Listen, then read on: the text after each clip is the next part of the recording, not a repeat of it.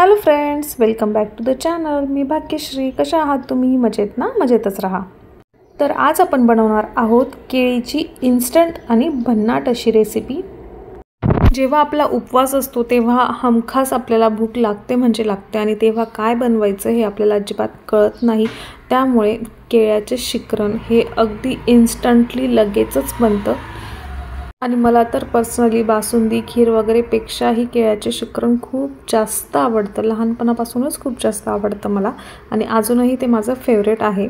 तर इथे आपल्याला बनाना घ्यायचे आहेत. जास्त कच्चे किंवा खूप जास्त पिकलेले घ्यायचे नाहीत, नॉर्मल घ्यायचे आहेत.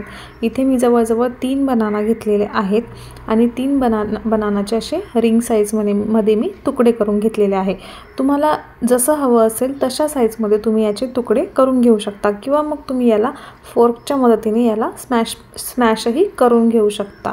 पण मला अशा रिंग साईजमध्येच आवडतात, त्यामुळे मी हे असेच तुकडे ठेवलेले आहे. आता जवळजवळ आपले सर्व तिघच्या तिघ केळी कापून झालेल्या आहेत.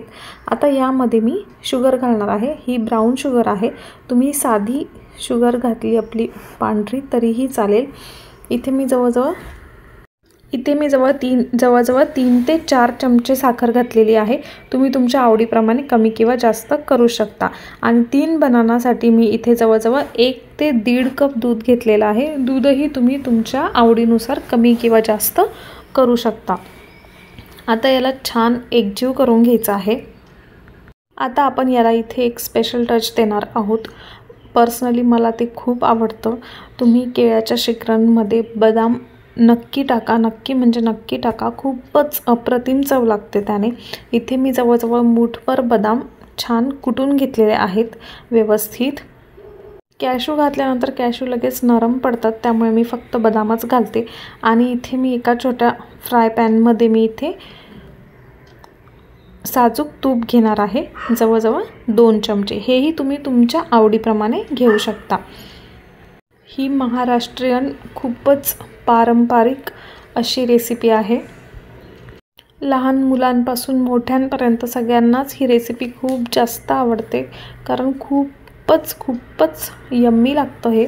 आता छान मस्त बदाम कुटून झालेले आहेत, आणि तूपही छान तापलेलं आहे. आता मी हे बदाम तुपावर छान परतवून घेणार आहे.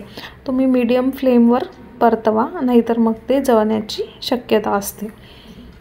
तुम्ही फक्त तुपावर 2-3 मिनिट परतवलं तरीही चालेल, पण मला खूपच क्रंची, थोडेसे लालसर झालेले आवडतात, म्हणून मी थोडं जास्त वेळ ठेवणार आहे.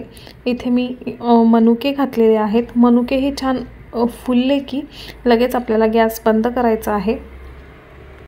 केळ्याच्या शिकरणमध्ये बदाम आणि मनुके या दोघांची टेस्ट खूपच भारी लागते. तुम्हाला जर ड्रायफ्रूट्स नसतील टाकायचे तरीही काही हरकत नाही.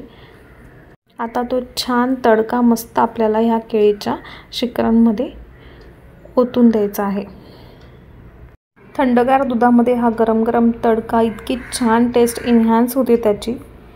तुम्हाला ड्रायफ्रूट्स नसतील घालायचे तर तुम्ही वरून 1 ते 2 चमचा तूपही घालू शकता, किंवा नाही घातलं तरीही काहीच हरकत नाही.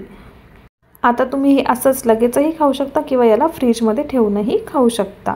प्लीज लाईक, शेअर आणि सबस्क्राईब करायला अजिबात विसरू नका. Thank you so much.